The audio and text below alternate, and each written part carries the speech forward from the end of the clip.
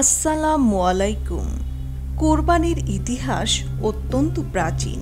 কোরআন থেকেই হজরত আদম আলাইহিসসালামের দুই ছেলে হাবিল কাবিলের ঘটনার সূত্রে আমরা পৃথিবীর প্রথম কোরবানির খবর জানতে পারি। হাবিল কাবিলের ঘটনায় দেখা যায় আকাশ থেকে আগুনের ঝলক নেমে এসে হাবিলের জবাই করা কোরবানি পশুটি আল্লাহ গ্রহণ করেছিলেন। অন্যদিকে কাবিলের কোরবানিটি প্রত্যাখ্যাত হয়ে যায়। কোরআনে মহান আল্লাহ তাআলা বলেছেন, আদমের দুই পুত্রের বৃত্তান্ত তুমি তাদেরকে যথাযথভাবে শুনিয়ে দাও। যখন তারা উভয়ে কোরবানি করেছিল তখন একজনের কোরবানি কবুল হলো এবং অন্যজনের কোরবানি কবুল হলো না। সব জাতির মধ্যেই ছিল কোরবানির বিধান। আল্লাহ তাআলা বলেছেন, আমি প্রত্যেক সম্প্রদায়ের জন্য কোরবানির নিয়ম করে দিয়েছি, যাতে আমি তাদের জীবনের উপকরণ হিসেবে যেসব গবাদি পশু নিয়েছি সেগুলো জবাই করার সময় তারা আল্লাহর নাম নেয়।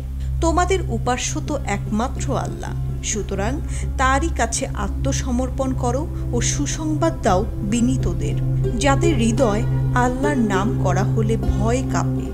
হজরত ইব্রাহিম আলাইহিসসালামের কোরবানির ব্যাপারে কোরআনে আছে, ইব্রাহিমের পুত্রের যখন পিতার সঙ্গে কাজ করার মতো বয়স হলো তখন ইব্রাহিম তাকে বলল, বাছা, আমি স্বপ্নে দেখেছি যে তোমাকে আমি জবাই করছি, এখন তোমার কি বলার আছে?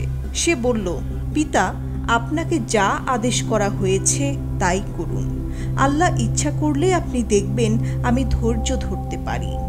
তারা দুজনেই যখন আনুগত্য প্রকাশ করল ও ইব্রাহিম তার পুত্রকে জবাই করার জন্য কাত করে শুইয়ে দিল, তখন আল্লাহ তাকে ডেকে বললেন, হে ইব্রাহিম, তুমি তো স্বপ্নের আদেশ সত্যই পালন করলে। এভাবেই আমি সৎকর্মপরায়ণদেরকে পুরস্কৃত করে থাকি। নিশ্চয়ই এ ছিল এক স্পষ্ট পরীক্ষা। অতঃপর ইব্রাহিম পুত্রের জায়গায় একটি দুম্বা কুরবানি হয়ে গেল। কোরআনে আছে, আর আল্লাহর উদ্দেশ্যে হজ ও ওমরা পূর্ণ করো, কিন্তু তোমরা যদি বাধাপ্রাপ্ত হও তবে সহজলভ্য কোরবানি করো। আর যে পর্যন্ত কোরবানির পশু তার গন্তব্যস্থানে উপস্থিত না হয় তোমরা মাথা মুড়িও না। তোমাদের মধ্যে যদি কেউ পীড়িত হয় বা মাথার যন্ত্রণা বোধ করে তবে সে তার পরিবর্তে রোজা রাখবে বা সাদকা দেবে বা কোরবানি দিয়ে তার খেসারত দেবে। এই নিয়ম তার জন্য যার পরিবার পরিজন পবিত্র কাবার কাছে বসবাস করে না। আর তোমরা আল্লাহকে ভয় করো ও জেনে রাখো, আল্লাহ মন্দ কাজের প্রতিফল দিতে কঠোর। সূরা বাকারা আয়াত 196। কোরআনে আছে, আল্লাহর কাছে ওদের মাংস বা রক্ত পৌঁছায় না, বরং পৌঁছায় তোমাদের ধর্মনিষ্ঠা।